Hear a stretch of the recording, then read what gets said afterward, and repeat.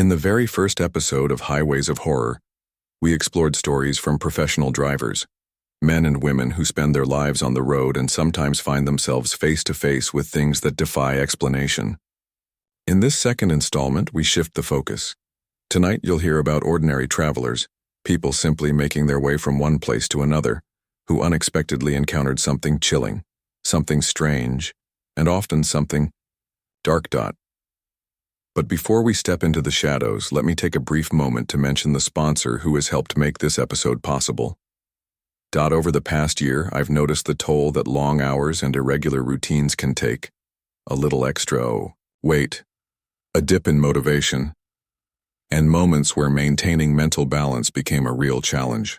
Like many, I struggled with eating well, staying hydrated, and keeping myself healthy while balancing everything else. That's where Noom came in.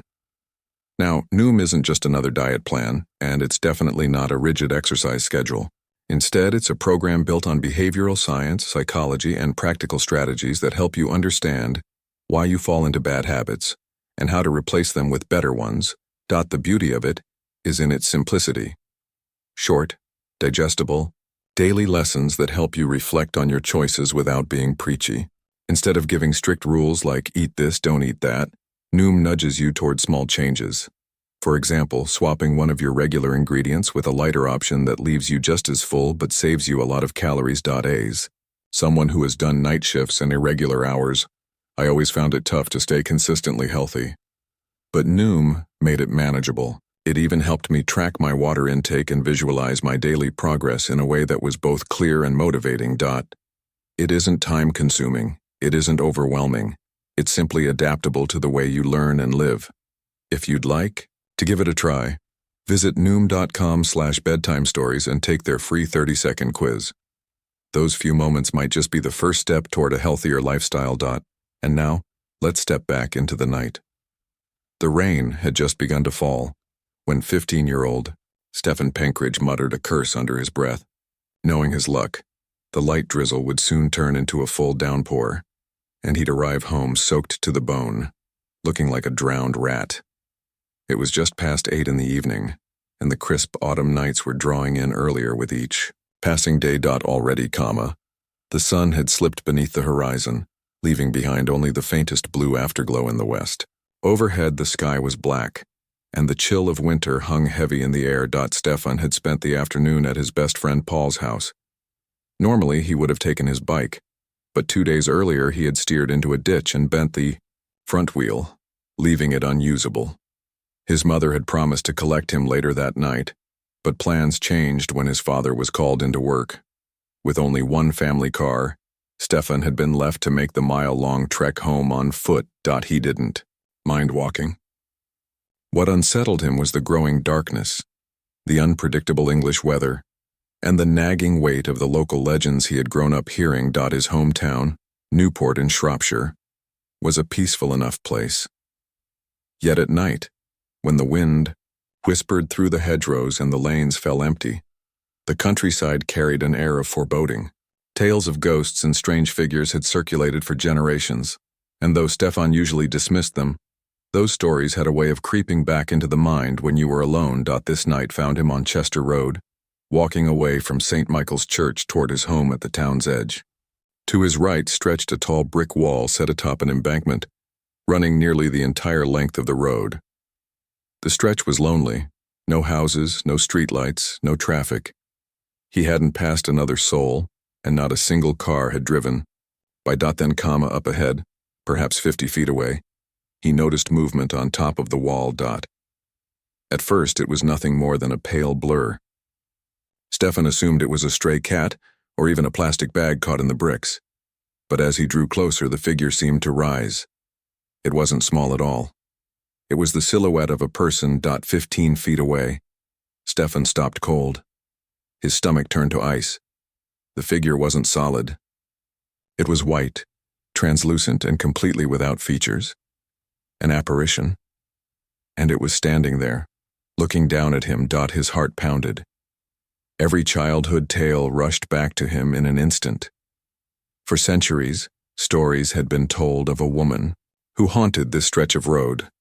Madame Pigot, a lady from a manor house up the highway, She had died in childbirth in the 1600s, her baby lost as well. Her grief was said to have bound her to the road. Many locals swore her spirit leapt into the path of cars, appeared suddenly beside drivers, or lingered in the passenger seat. Stefan had always dismissed these stories. Until now. For a moment, he considered turning back, though that would mean an extra 2-mile walk. Instead, forcing his body to move, he hunched forward and quickened his pace, hurrying past the ghost. He dared a glance back. It hadn't moved.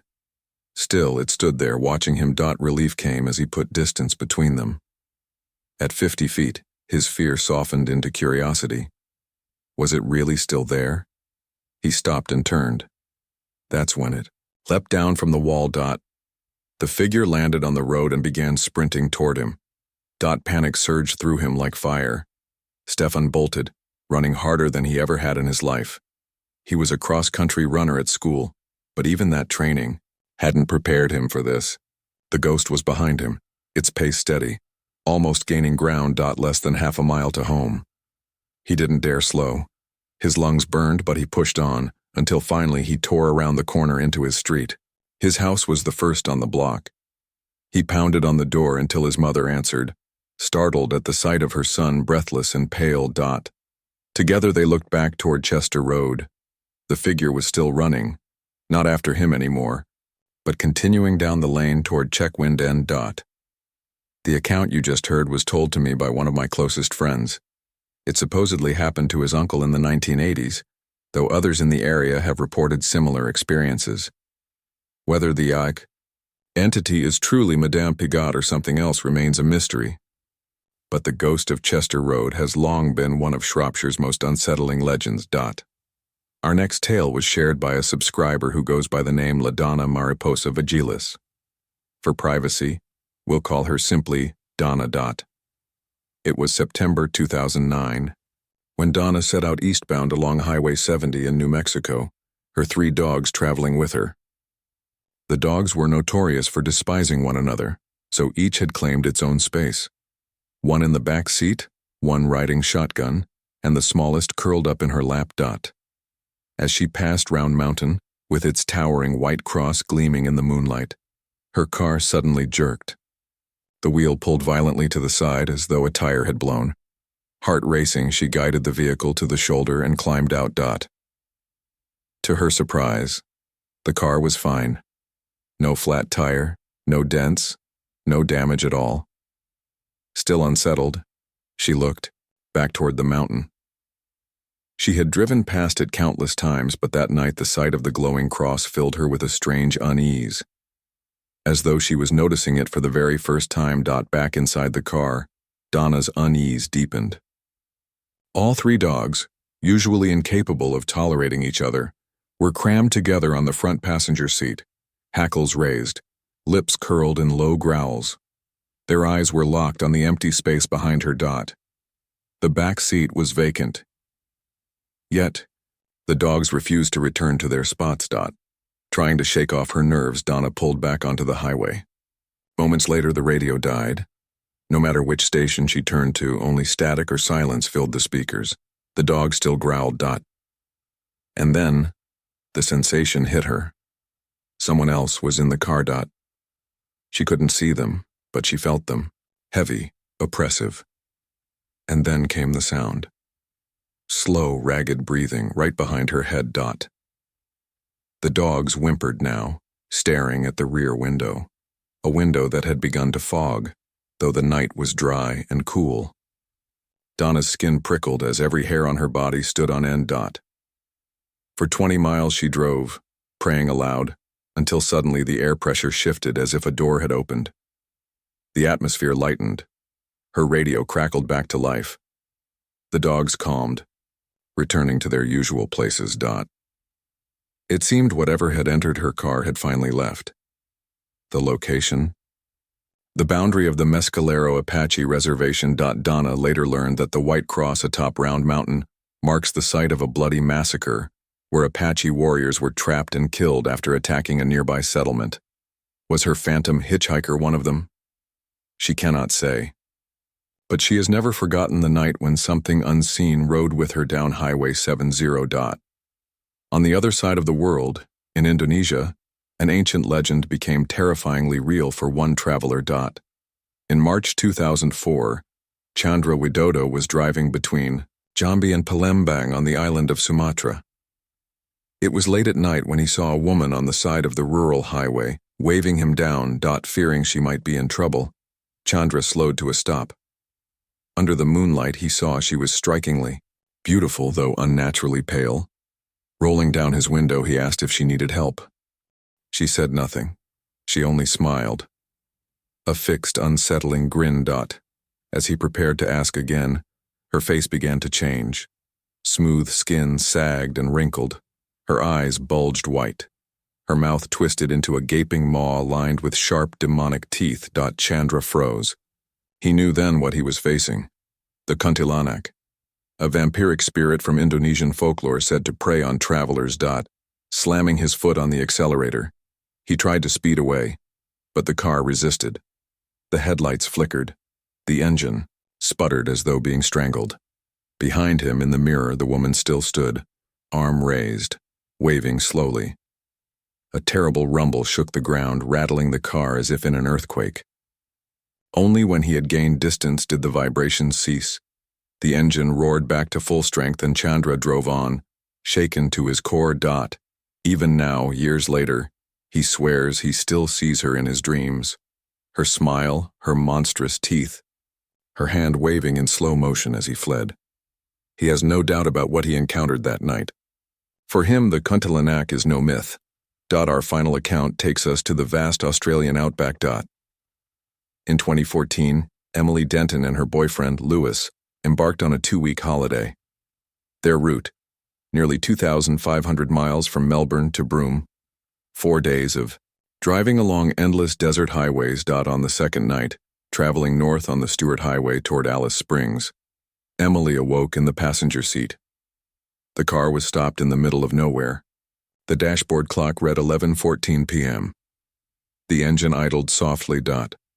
Beside her, Lewis gripped the steering wheel, his head resting on it. He was crying. Alarmed, Emily asked what was wrong. His voice trembled. It was a deer, he said. It had to be a deer. She pressed him to explain. Reluctantly, he told her. The headlights had revealed movement on the road ahead. At first, he thought it was a person, but as they drew closer, he realized it wasn't human. The figure was tall, gaunt, walking with an unnatural gait. Its arms, or perhaps paws, stretched forward. Its face bore an elongated snout. Worst of all were its eyes. Soulless black, voids that stared straight into his. Lewis tried to convince himself it was a deer rearing on its hind legs. But he knew, deep down, no deer roamed that stretch of desert. Emily drove the final miles to Alice Springs. But Lewis was never the same. Again. The encounter haunted him, leaving him sleepless, depressed, and consumed by dread. Tragically, less than a year later in February, Lewis took his own life. These are the highways of horror, stories of travelers who crossed paths with the unexplained. Whether ghosts, spirits, or creatures that defy belief, one thing is certain. Once you've seen something on the road at night that you cannot explain, you'll never forget it.